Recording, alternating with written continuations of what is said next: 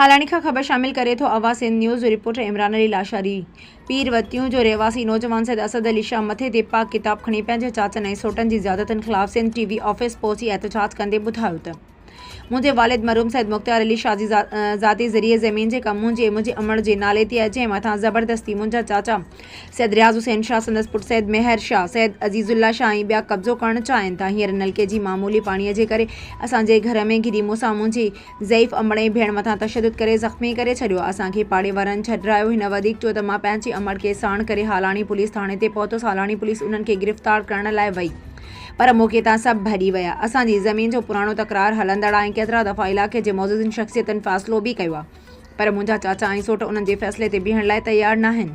मूंखे मुंहिंजी भेण ऐं अमड़ खे उन्हनि मां जान जो ख़तरो आहे। मुंहिंजे मथां कूड़ियूं एफआईआरूं दाख़िल कराए कूड़नि केसनि में फसाइणु चाहिनि था।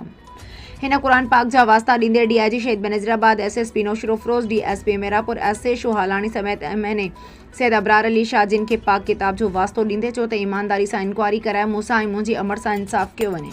छा मसलो थियो आहे साईं? तव्हां साईं सवाल पाक किताब खणी करे अची एहतजाज कयो आहे। बिस्मिल्लाहिर्रहमानिर्रहीम।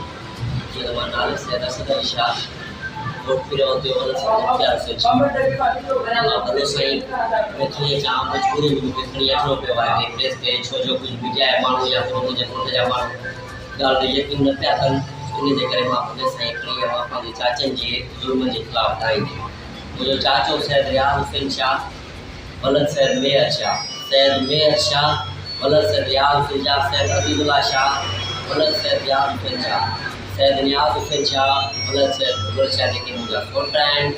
असांजो तक़रीबन 5 सालनि खां वठी मुसलसिल ज़मीनी तकरार हलंदड़ आहे।